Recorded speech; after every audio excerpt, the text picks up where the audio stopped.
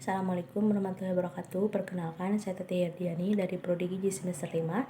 Saya di sini akan memaparkan materi dari kelompok 2, kelompok 3 dan juga kelompok 4. Konsep analisis data. Nah, apa sih definisi analisis data itu sendiri? Analisis data merupakan proses menyusun data secara sistematis yang diperoleh dari observasi melalui perorganisasian data ke dalam kategori sehingga dapat dimengerti oleh pengamat sendiri dan orang lain. Kemudian fungsi analisis data. Fungsi analisis data sendiri yaitu yang pertama untuk mengidentifikasi ada tidaknya suatu permasalahan, yang kedua yaitu sebagai bahan masukan, perencanaan, pengawasan, penyusunan program ataupun peningkatan program. Ada juga jenis analisis data. Yang pertama yaitu data yang bermuatan kualitatif. Data ini menjelaskan fenomena berdasarkan hal-hal yang tidak dapat dihitung. Yang kedua yaitu data bermuatan kuantitatif, yang dimana data penelitian ini data yang dapat diukur, dihitung, serta dapat dideskripsikan dengan angka. Ada juga proses analisis data. Proses analisis data dibagi menjadi dua, yaitu sebelum observasi dan sesudah observasi.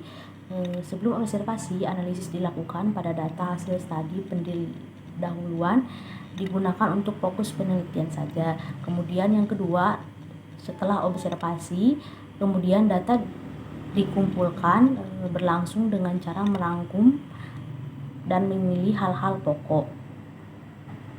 Ada juga pengertian analisis data surveillance. Nah, apa sih pengertian analisis data surveillance? Merupakan proses pengolahan data menjadi sebuah informasi secara sistematis terhadap semua aspek.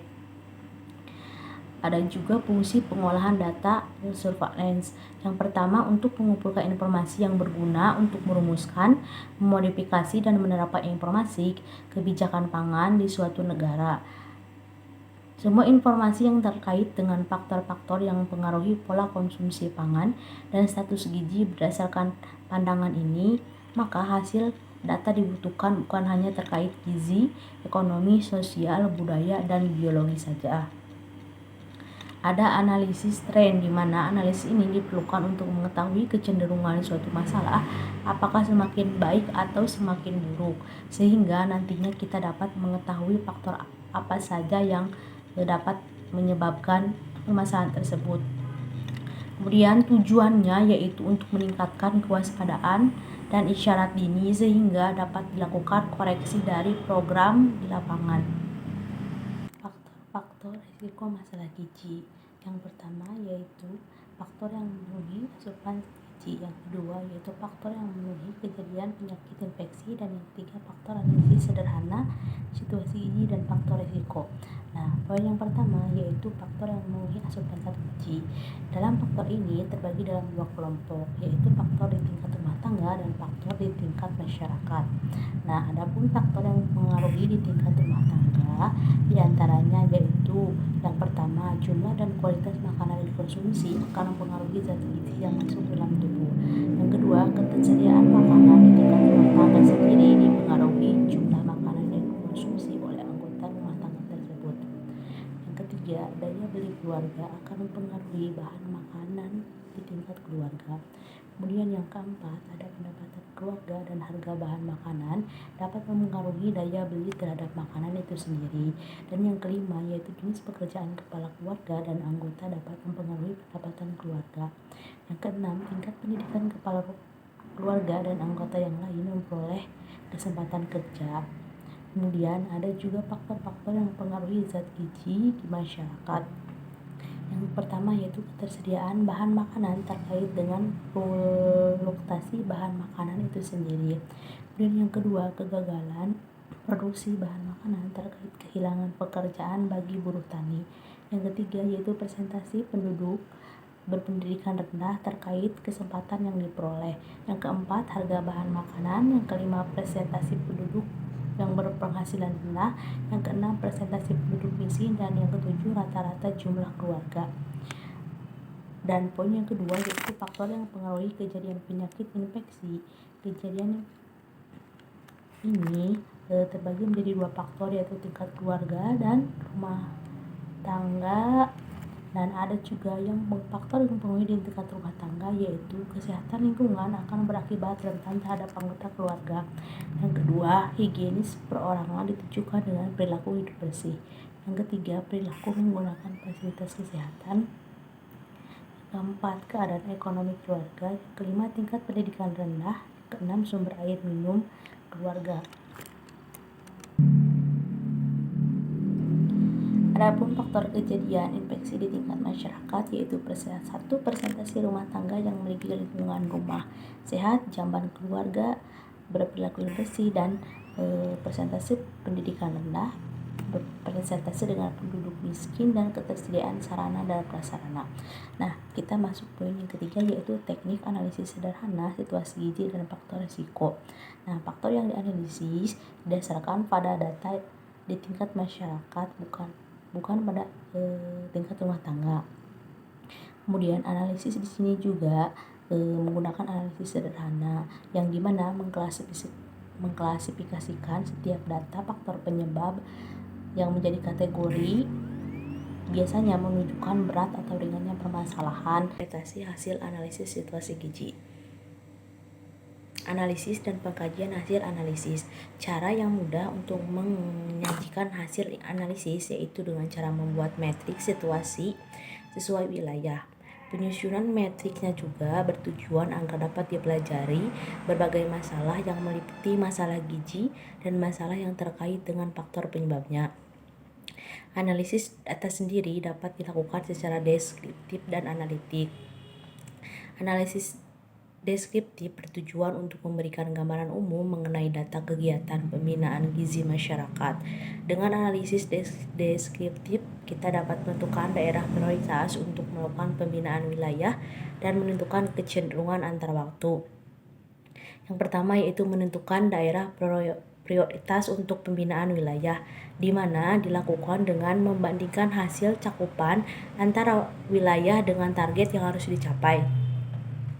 Yang kedua, membandingkan kecenderungan antara waktu dengan membandingkan hasil cakupan dalam satu periode waktu tertentu dengan target yang harus sesuai.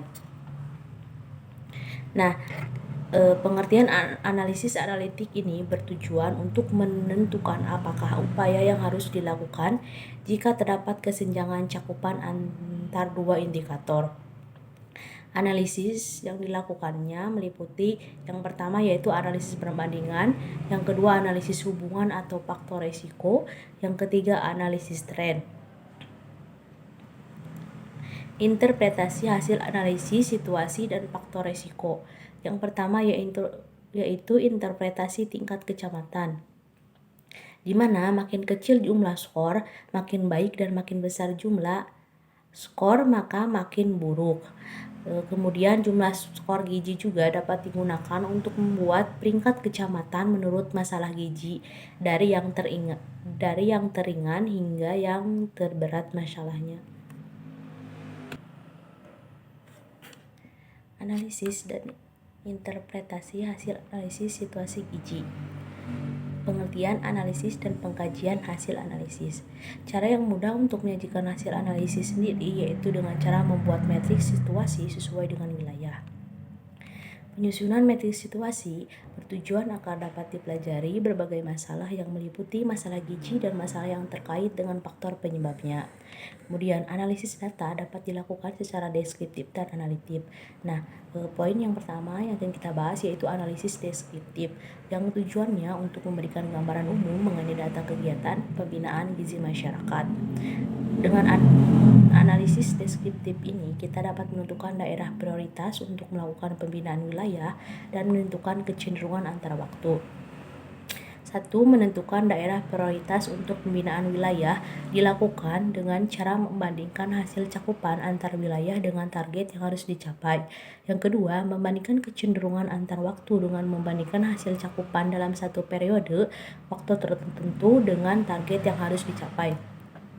Nah, yang akan kita bahas selanjutnya yaitu analisis analitik. Analisis analitik bertujuan untuk menentukan apakah upaya yang harus dilakukan jika terdapat kesenjangan cakupan antar dua indikator.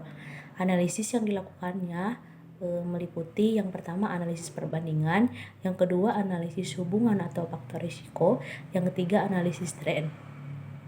Kemudian interpretasi hasil analisis situasi dan faktor risiko. Yang pertama yaitu interpretasi tingkat kecamatan. Nah, di tingkat kecamatan ini makin kecil jumlah skor maka semakin baik, dan makin besar jumlah skor maka diindikasikan semakin buruk. Jumlah indikator skor gizi dapat digunakan untuk membuat peringkat kecamatan menurut masalah gizi dari yang teringan hingga terberat menurut tingkat permasalahannya.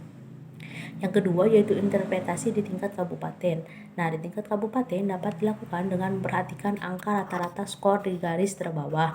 Kemudian berdasarkan faktor terkait dengan gizi, indikator tertinggi adalah penduduk dengan berpendidikan rendah, masalah kebersihan lingkungan rumah, kurangnya ketersediaan pangan, dan masih tingginya penduduk miskin. Sekian pemaparan materi dari saya. Kurang lebihnya mohon maaf. Ditutup wabillahi taufiq wal hidayah. Wassalamualaikum warahmatullahi wabarakatuh.